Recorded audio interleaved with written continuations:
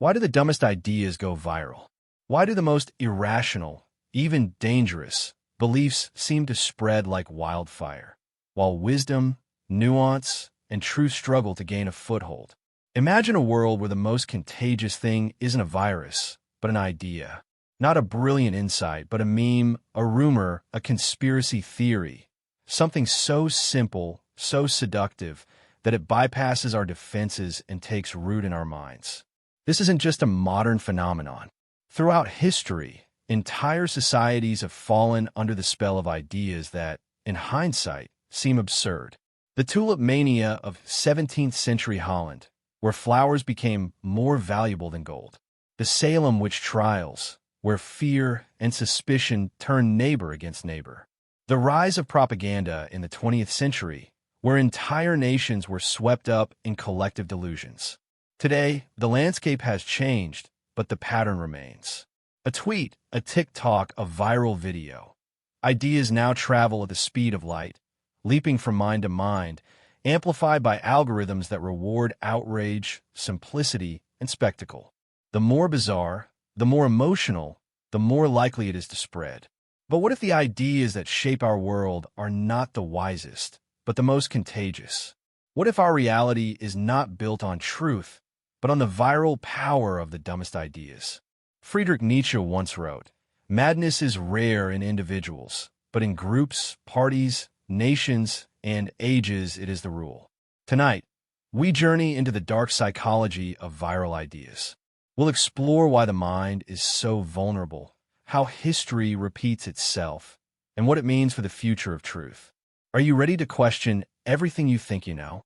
The virus of the mind is already here, and it's spreading. Friedrich Nietzsche was not a man easily comforted by the world around him. He saw, beneath the surface of civilization, a force more powerful than reason or morality, a force he called the herd instinct. To Nietzsche, the greatest threat to truth was not ignorance, but conformity. The urge to belong, to fit in, to be accepted by the group. This, he believed, was the silent engine driving much of human history. Nietzsche watched as people surrendered their individuality, their capacity for independent thought, in exchange for the safety of the crowd. He saw how the herd instinct could turn ordinary people into willing participants in madness. When the group decides what is real, what is right, and what is wrong, the individual's voice is drowned out. Truth becomes a casualty of consensus. Consider the witch hunts of early modern Europe. Entire communities, gripped by fear and suspicion, turned on their own neighbors. Rationality evaporated. The herd demanded blood, and so blood was spilled. The truth, whatever it was, became irrelevant. What mattered was what the group believed and what the group demanded. Nietzsche's warning echoes through time, growing louder in the age of social media. Today, the herd is no longer confined to a village or a town. It is global, instantaneous, and relentless. Echo chambers form, not by accident, but by design. Algorithms feed us what we already believe, amplifying our biases and shielding us from dissent. The more we agree, the more we belong. The more we belong, the less we question. Nietzsche feared a world where truth was not discovered, but manufactured, where reality itself was decided by the loudest voices, the largest crowds, the most viral ideas.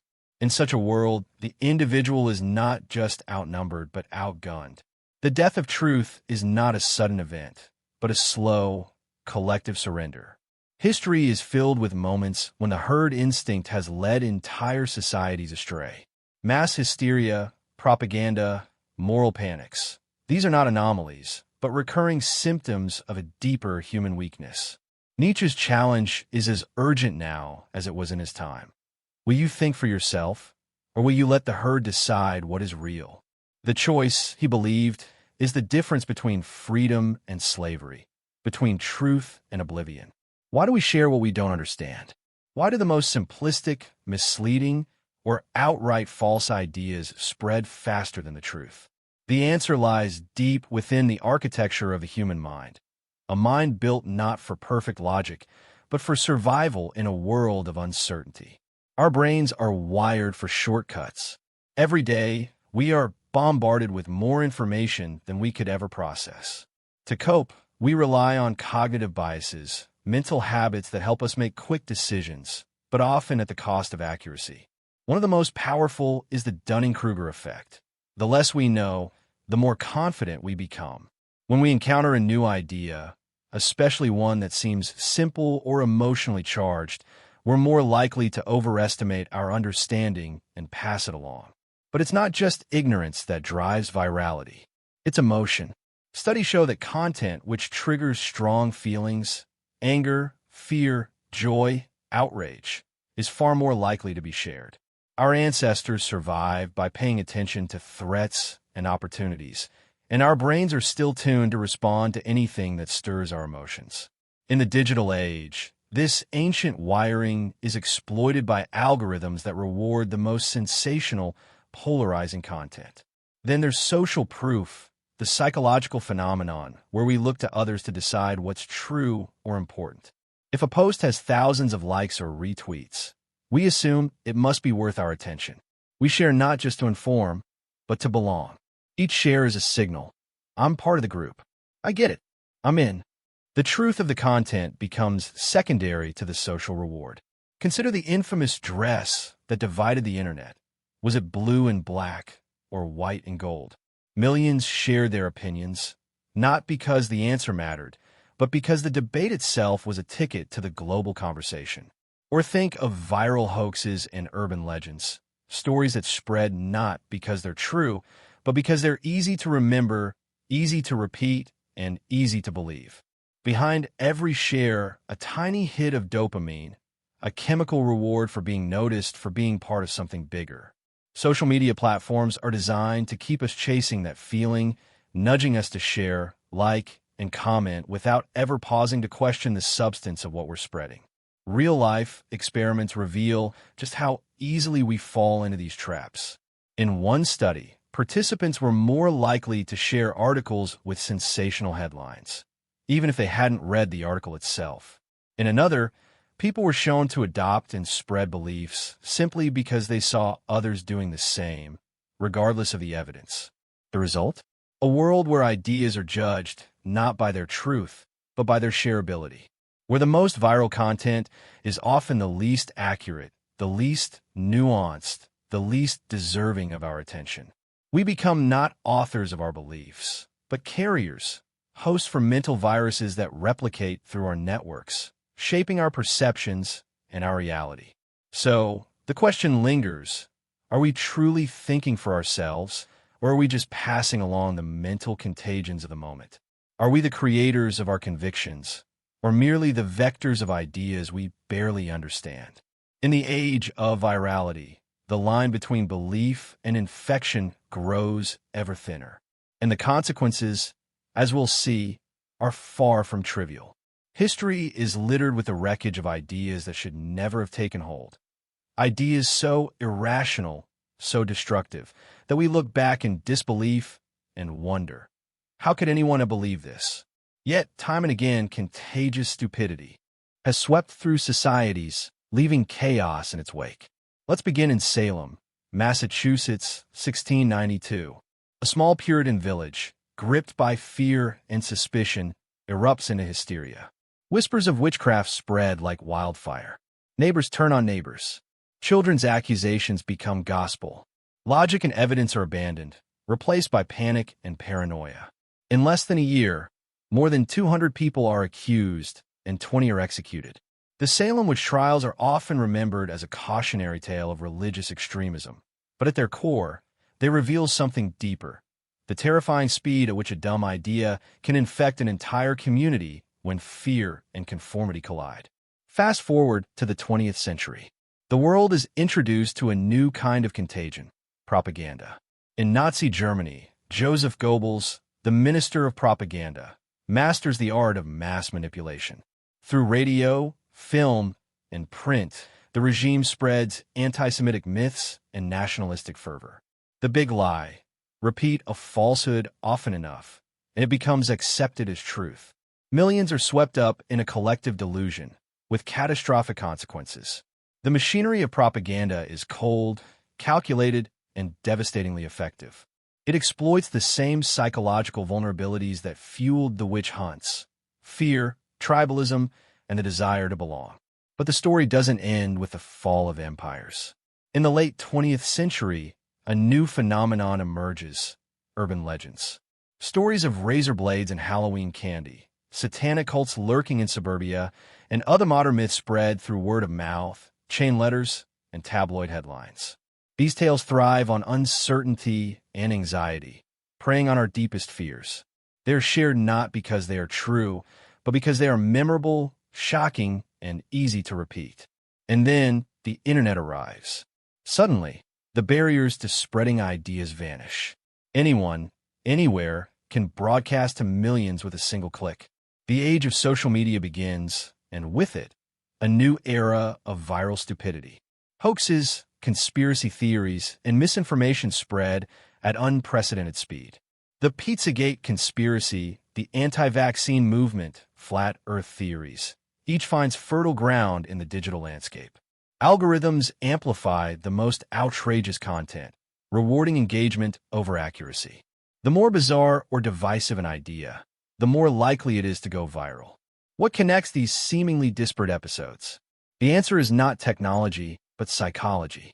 In every era, the same mechanisms are at work: fear, uncertainty, the need for belonging, and the allure of simple answers to complex problems. The platforms may have changed from village squares to radio waves, from newspapers to social networks, but the viral mechanisms are ancient. Consider the psychological conditions that make societies vulnerable. In times of crisis, war, plague, economic collapse, people become desperate for certainty. They look for scapegoats, for explanations, for someone to blame. Leaders and opportunists step in, offering easy answers and promising safety. The crowd, hungry for reassurance, abandons skepticism and embraces the narrative, no matter how absurd. Even in times of peace, the desire to fit in can override critical thinking. We mimic the beliefs of those around us, especially when they are repeated by authority figures or echoed by the majority. The more we see an idea, the more likely we are to accept it as true, a phenomenon known as the illusory truth effect. In the digital age, this effect is supercharged. A single tweet, a viral video, a trending hashtag, each can spark a chain reaction, turning fringe beliefs into mainstream movements overnight. The lesson is chilling. Stupidity is not a relic of the past, nor is it confined to the ignorant or uneducated. It is a recurring feature of human society, fueled by the same psychological forces that have always shaped our beliefs and behaviors. As we scroll through our feeds, it's easy to laugh at the absurdities of history. But the truth is, we are not so different from the villagers of Salem, the citizens of Nazi Germany, or the believers in urban legends. The platforms may be new, but the viral mechanisms are as old as humanity itself. And as long as we remain unaware of these forces, we are all at risk of becoming the next carriers of contagious stupidity. Behind every viral idea, there are architects, individuals and institutions who understand, perhaps better than anyone, the mechanics of human psychology. They know that dumb ideas are not just accidents of history, but tools that can be wielded for power, profit, and influence. Consider the world of politics. Throughout history, leaders have recognized the power of simple, emotionally charged messages. Slogans, chants, and catchphrases are crafted not to inform, but to provoke. The more a message stirs outrage or fear, the more likely it is to be repeated. In the age of social media, this strategy has become a science. Political operatives deploy armies of bots and trolls to amplify divisive content, knowing that controversy spreads faster than consensus. The result is a landscape where the loudest, most extreme voices dominate the conversation, drowning out nuance and reason. Corporations, too, have mastered the art of virality. Clickbait headlines, sensational news stories, and viral marketing campaigns are engineered to exploit our psychological weaknesses. The goal is not to enlighten, but to capture attention, because in the digital economy, attention is currency. Outrage marketing, in particular, has become a lucrative business model. Brands and media outlets deliberately provoke strong reactions, knowing that anger and indignation drive clicks, shares, and ad revenue. The more we react, the more we engage. The more we engage, the more money flows into the pockets of those who control the platforms. Influencers and content creators are not immune to these incentives. In a world where visibility means survival, many are tempted to chase virality at any cost. The easiest path? Embrace the dumbest, most sensational ideas. Spread rumors, stoke controversy, manufacture drama. The truth becomes secondary to the spectacle. The line between information and entertainment blurs, and the audience is left to sort through the wreckage. But the manipulation doesn't stop at profit. Dumb ideas are also powerful tools for control. When the public is distracted by outrage, scandal, or conspiracy, it becomes easier to push through unpopular policies, silence dissent, or shift attention away from real issues. Manufactured consensus, where it appears that everyone believes something, can be used to marginalize critics and enforce conformity. The herd instinct, once weaponized, becomes a force that can shape elections, markets, and even the course of history. Consider the phenomenon of astroturfing, fake grassroots movements created by corporations or political groups to give the illusion of widespread support, or the use of deep fakes and misinformation to discredit opponents and manipulate public opinion.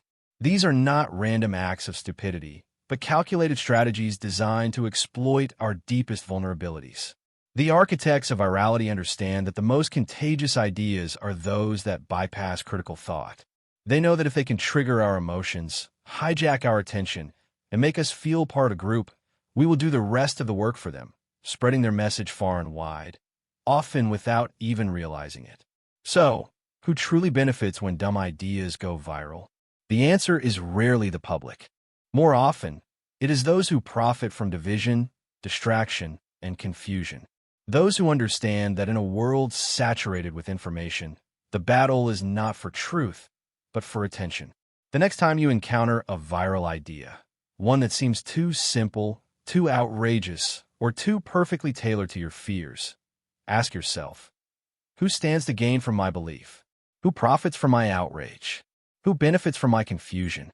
In the end, the architects of virality are not just shaping what we think. They're shaping what we are allowed to think about.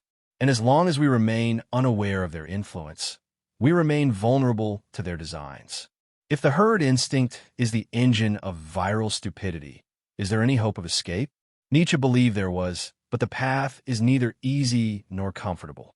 He called his solution the Übermensch, or overman, an individual who rises above the crowd, who dares to think for themselves, and who creates their own values in a world that demands conformity. To Nietzsche, the Übermensch is not a superhero, but a person who refuses to let the herd dictate what is true or meaningful. This is not a call for arrogance, but for courage, the courage to question, to doubt, and to stand alone when necessary. In a world where dumb ideas spread effortlessly, the greatest act of rebellion is to think deeply and independently. But how do we cultivate this kind of intellectual resilience? The first step is skepticism, not cynicism, but a healthy, questioning attitude toward everything we see, hear, and read. When confronted with a viral idea, ask, who is telling me this? What evidence supports it? What might they want me to believe and why? Skepticism is not about rejecting everything, but about refusing to accept anything without scrutiny. Next comes media literacy. In the digital age, information is abundant, but wisdom is scarce. Learn to recognize the signs of manipulation, clickbait headlines, emotional language, cherry-pick statistics, and appeals to tribal identity.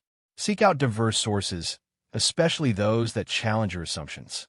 Remember that algorithms are designed to feed you what you already believe, not what is true.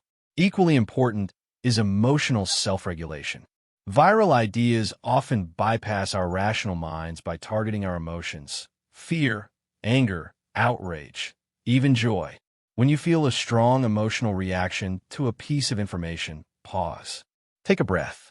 Ask yourself why you feel this way and whether your reaction is being manipulated. The ability to step back from your emotions, even for a moment, can be the difference between being a carrier of viral stupidity and being a creator of your own truth. Nietzsche's vision is not just philosophical, but practical.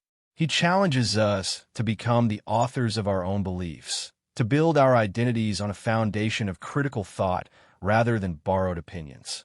This is a lifelong process, requiring constant vigilance and humility. It means being willing to admit when we are wrong, to change our minds in the face of new evidence, and to resist the seductive pull of the crowd. Escaping the herd does not mean isolating yourself from others. It means engaging with the world on your own terms, guided by your own reason and conscience. It means seeking out genuine conversation, not just agreement. It means valuing truth over comfort and wisdom over popularity. The path is difficult, and the temptations of the herd are always present. But the alternative is to become a passive vessel for the ideas of others, a carrier of mental viruses, rather than a creator of meaning. So, the question remains, will you be swept along by the current of viral stupidity, or will you chart your own course? Will you be a carrier of dumb ideas, or a creator of your own truth?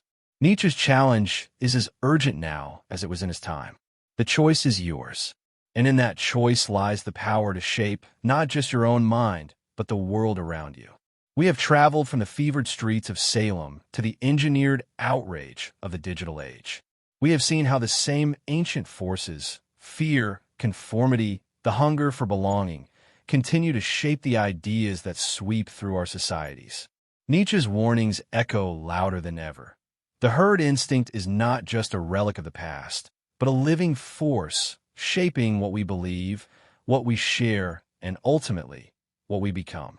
The psychology of virality is not a distant academic curiosity. It is the invisible hand guiding our conversations, our politics, our sense of what is real. Dumb ideas do not spread because they are true, but because they are easy, emotional, and contagious.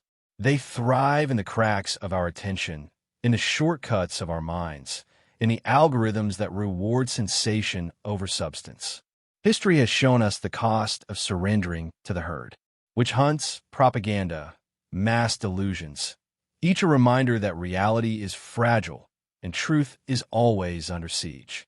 The architects of virality, those who profit from our confusion, are counting on us to remain passive, to accept the world as it is presented, to never question the stories we are told. But the battle for reality is not lost. It is fought in the quiet moments of doubt, in the courage to ask uncomfortable questions, in the discipline to seek out what is real, even when it is unpopular or inconvenient. To be truly awake is to resist the seductive pull of the herd, to think deeply, and to choose your beliefs with care. Nietzsche's final warning lingers. He who fights with monsters should look to it that he himself does not become a monster. In our struggle against viral stupidity, we must guard against becoming dogmatic, closed-minded, or consumed by our own certainty. The antidote to contagious stupidity is not just skepticism, but humility, a willingness to question even ourselves. So, as the world spins faster and the noise grows louder, remember, the battle for reality is fought one mind at a time. Will you be a passive carrier of viral ideas or an active seeker of truth? The choice, as always, is yours.